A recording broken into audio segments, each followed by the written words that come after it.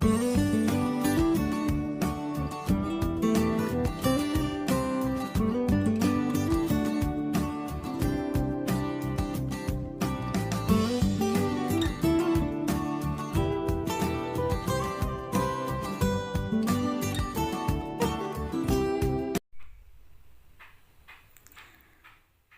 udara dengan perlahan di pagi buta, sambil berjalan menyusuri jalan yang masih terlihat sepi. Suasana kota Bogor dengan riuk-riuk kendaraan dan keramaian membuatku enggan untuk sekedar jalan-jalan pagi selama ini. Aku sengaja memilih pagi buta untuk meregangkan ototku bersama Fadil seusai kami menunaikan salat subuh. Dengan berjalan kaki, aku dan Fadil juga sambil mengobrol. Dek, Mbak masih penasaran sampai saat ini. Waktu kamu dibawa oleh 2 orang bapak-bapak ke rumah dalam keadaan terluka. Sebenarnya apa yang terjadi? Tanyaku pada Fadil. Fadil saat itu keluar dari kosan pada malam hari, mencari makanan yang siap santap. Namun naas, Fadil harus bertemu dengan teman Fadil yang dulunya seprofesi menjual narkoba. Saat itu Fadil ingin diajak bekerja sama lagi untuk menjual barang haram tersebut. Fadil menolak karena Fadil memang sudah bertobat.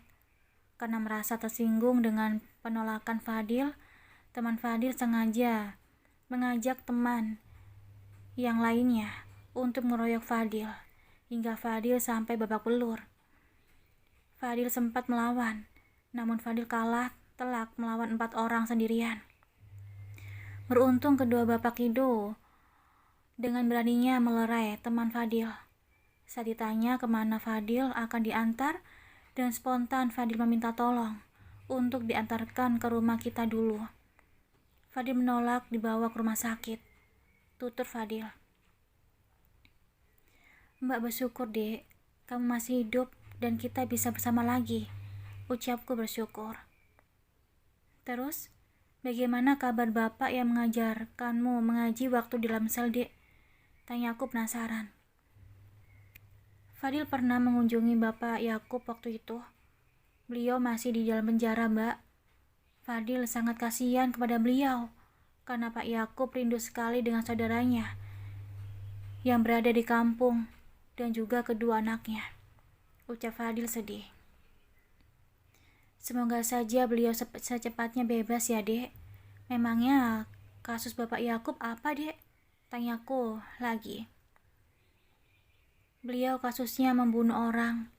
Namun beliau bilang beliau tidak membunuh korban, melainkan korban sendirilah yang membunuh dirinya sendiri. Pak Yakub sebenarnya difitnah, Mbak. Mbak tahulah hukum di Indonesia seperti apa. Jelas Fadil. Tak terasa kami cukup jauh berjalan karena asik mengobrol. Tiba-tiba di tengah jalan kami berjumpa dengan Dr. Lutfi yang kebetulan sedang berolahraga pagi dengan berlari kecil.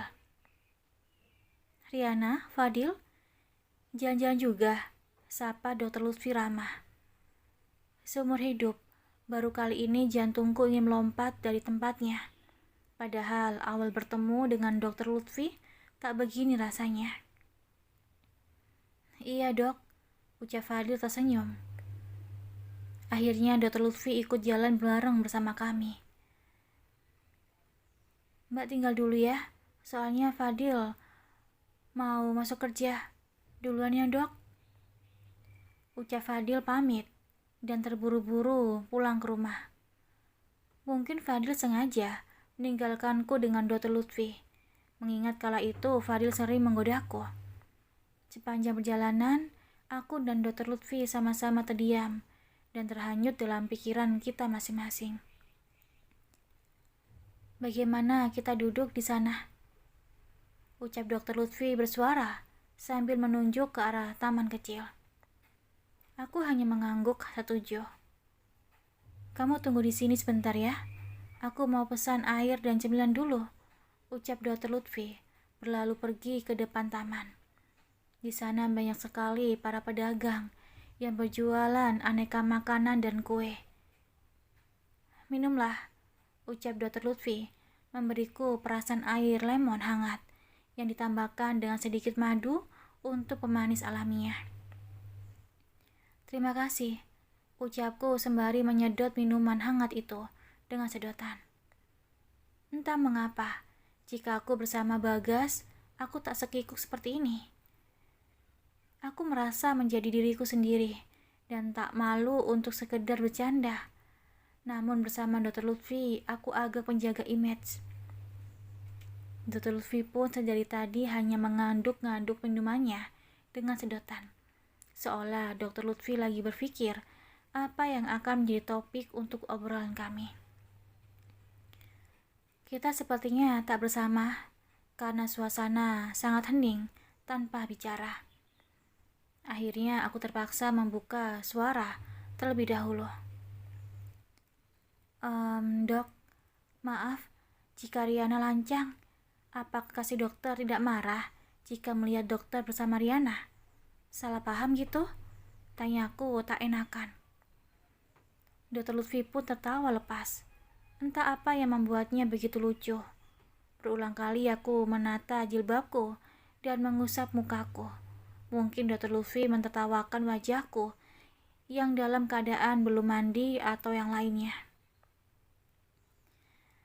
Aku kembali teringat dengan Bagas yang ku tertawakan saat ia menanyakan apakah aku pernah merasakan jatuh cinta. Namun aku malah tertawa lepas, seperti Dr. Lutfi saat ini, karena merasa lucu. Maaf Riana, aku tadi tidak bermaksud untuk tertawa seperti ini. Namun pertanyaanmu begitu lucu bagiku, ucap Dr. Lutfi, membuatku semakin bingung. Maksudnya dok? Tanya aku bingung. Riana, aku mana punya kekasih, ucap Dr. Lutfi sembari terkekeh. Terus gadis yang bersama dokter itu, yang seperti boneka, siapa? Tanya aku bingung. Oh, Sylvia, dia itu adikku, bungsu Riana, jelas Dr. Lutfi. Adik? Bukannya waktu itu dokter memanggilnya dengan sebutan sayang, dan Sylvia pun memanggil dokter dengan sebutan sayang. Tanyaku semakin bingung. Riana, seumur hidup aku tidak pernah memanggil adikku dengan sebutan namanya. Aku selalu memanggilnya dengan sebutan sayang. Waktu itu Sylvia sengaja memanggilku seperti itu juga. Jika aku sengaja sedang bertemu dengan perempuan lain, Sylvia itu sangat manja. Jadi kemanapun aku pergi, dia selalu mengekoriku. Sylvia tak mau abangnya salah pilih perempuan. Makanya Sylvia sengaja sok cuek dan jutek di depan gadis manapun. Karena Sylvia ingin melihat wanita yang dekat denganku. Itu penyabar apa tidak? Mana berani aku memegang gadis di tengah umum dengan mesra seperti itu tanpa adanya ikatan pernikahan. Bisa-bisa abiku murka nanti, jelas Dr. Lutfi sembari tertawa. Entah mengapa, mendengarkan penjelasan Dr. Lutfi, hatiku sangat bahagia dan berbunga-bunga. Aku tak sadar senyum-senyum sendiri, mengingat setiap harinya aku selalu berdoa agar Dr. Lutfi berjodoh dengan kekasih Barbie-nya. Rupanya doaku salah sasaran. Kok senyum-senyum sendiri? Gak ngajak-ngajak? Goda Dr. Lutfi. Aku menjadi salah tingkah digoda seperti itu oleh Dr. Lutfi. Hingga tak sadar aku meneguk minuman Dr. Lutfi sampai habis. Kamu haus? Aku pesan lagi ya, ucap Dr. Lutfi. Aku hanya memelototkan mataku dan baru saja sadar jika minuman Dr. Lutfi telah aku teguk sampai tak tersisa. Wajahku yang berwarna kuning langsat kini berubah bak kepiting rebus karena menahan rasa malu. Riana, kamu memang gadis yang sangat polos, ucap Dr. Lutfi menertawakanku. Kamu memang unik Riana, pantas saja Bagas mengagumimu, ucap Dr. Lutfi serius. Aku hanya mengeritkan kening karena kembali bingung dengan ucapan Dr. Lutfi. Bagas itu pria yang sangat baik dan tulus, Dok. Semoga ia berjodoh dengan pujaan hatinya, ucapku tulus. Memangnya Bagas sudah punya pujaan hati? Tanya Dr. Lutfi kepo. Sudah, Dok. Aku salut dengan Bagas karena setia dengan hatinya, ucapku. Kok Bagas menyembunyikan rahasia besar ini ya dari aku? Ucap Dr. Lutfi bertanya-tanya. Mentari pun menampakkan dirinya dari ufuk timur. Kami pun bangkit dan berjalan kaki lagi untuk pulang. Namun Dr. Lutfi menawarkan dirinya untuk mengantarku menuju rumah. Padahal aku bisa pulang sendiri. Setelah sampai di rumah Dr. Lutfi, pun pamit tanpa mampir terlebih dahulu. Dr. Lutfi langsung menaiki taksi untuk pulang ke rumahnya. Ketika aku di depan pintu, aku berpapasan dengan Fadil yang hendak keluar. Fadil sudah terlihat rapi dan hendak pergi bekerja. Wajah Mbak Riana cerah banget, ucap Fadil mulai menggodaku. Yes, sana buruan, nanti terlambat, ucapku mendengus kesal. Jatuh cinta berjuta rasanya. Biar siang, biar malam, terbayang wajahnya. Jatuh cinta berjuta indahnya. Biar putih, biar hitam, manis tampaknya. Fadil sengaja melantunkan lagunya, artis Titiek Puspa, sebagai bahan untuk menggodaku. Nih rasakan, makanya jangan usil, ucapku kesal, sambil menjewer pelan telinga adikku Fadil. Ibu dan Bi Ina terkekeh melihat Fadil yang meringis kesakitan. Setelah pekerjaan selesai, aku pun mengantarkan sayur ke rumah Ibu Salma, pemilik rumah ini. Sampai di rumah Ibu Salma, kudapati beliau sedang menangis terguguh sendirian. Bu Salma, Ibu kenapa? Tanya aku heran. Mbak Riana, mari masuk Mbak, ucap Bu Salma sembari menghapus air matanya. Ibu kenapa menangis? Tanya aku langsung duduk di samping beliau. Kebetulan Mbak Riana datang. Ibu sebenarnya malu dan berat mengatakan semua ini. Sebenarnya ibu tak mau menjual rumah peninggalan rumah suami ibu. Namun ibu saat ini lagi butuh uang yang banyak untuk menyekolahkan anak ibu masuk pesantren. Karena uang tabungan ibu tidak cukup, terpaksa rumah itu akan ibu jual. Terang Bu Salma sedih. Memangnya berapa banyak ibu membutuhkan uang? Tanyaku. 8 juta Mbak Riana. Sebenarnya ibu ingin dan berharap rumah itu Mbak Riana yang membelinya. Ibu tidak ingin rumah itu terjual pada orang lain, ucap Bu Salma berharap. Terus rumah ibu mau dijual berapa? Tanyaku. 50 juta saja Mbak Riana, ucap Bu Salma ragu. Bu, jika boleh, saya hanya memegang uang 20 juta saja. Bolehkah saya mencicil rumah itu pada ibu? Ucapku jujur. Alhamdulillah, malahan saya senang jika Mbak Riana yang menjadi pemilik rumah itu. Boleh sekali Mbak Riana, ucap Bu Salma senang. Tak lama berbincang, suami Bu Salma pun pulang dengan wajah yang sangat letih. Mbak Riana, sudah lama? Sapa suami Bu Salma ramah. Barusan Pak, ucapku tersenyum. Pak, kita tidak usah berhutang ke sana kemari dan mencari pembeli rumah itu Pak. Riana sudah menyanggupi untuk membayarnya sepenuhnya, ucap Bu Salma memberitahu suaminya. Beneran Mbak Riana? Ucap suami Bu Salma ikut senang. Aku hanya mengangguk dan tersenyum. Rupanya, sedari tadi, pagi, suaminya Bu Salma mencari pembeli rumah istrinya. Namun rumah tersebut tak ada yang berani menempatinya karena sudah terlanjur dikenal angker. Suami Bu Salma juga sempat menemukan satu orang calon pembeli.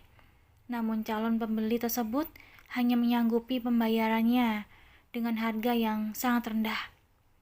Padahal tadi niatku hanya mengantarkan sayur untuk Bu Salma, dan sampai di sana aku malah membicarakan tentang pembelian rumah. Tak sabar rasanya menunggu Fadil untuk menceritakan semua ini. Pasti Fadil sangat senang. Impiannya ingin membeli rumah untuk ibu kini menjadi kenyataan. Apalagi ibu sangat betah dan merasa nyaman tinggal di rumah kontrakan ini. Aku jadi berpikir untuk kembali bekerja agar uang cicilan rumah ini pada Bu Salma secepatnya lunas. Sampai di rumah, aku pamit lagi pada ibu dan Bi Inah untuk keluar rumah dengan alasan menyelesaikan urusan. Dengan berjalan kaki, di bawah terik sinar matahari, aku pun melangkahkan kaki menuju mebel Pak Bram. Barangkali di toko mebelnya masih membutuhkan karyawan. Kakiku berhenti di depan rumah Bang Farid. Kulihat Mbak Sherly duduk santai di depan terasnya sambil membaca koran. Aku tak ingin menyapa ataupun hanya sekedar untuk mampir. Aku pun melanjutkan perjalananku menuju mebel Pak Bram. Sesekali kuusap keningku yang bercucuran keringat. Pak Bram ada? Tanyaku pada karyawan toko mebel, Pak Bram. Barusan beliau pergi, Mbak, jawab karyawannya. Dengan terpaksa aku pun menghubungi Pak Bram melalui ponselku yang diberikannya waktu itu.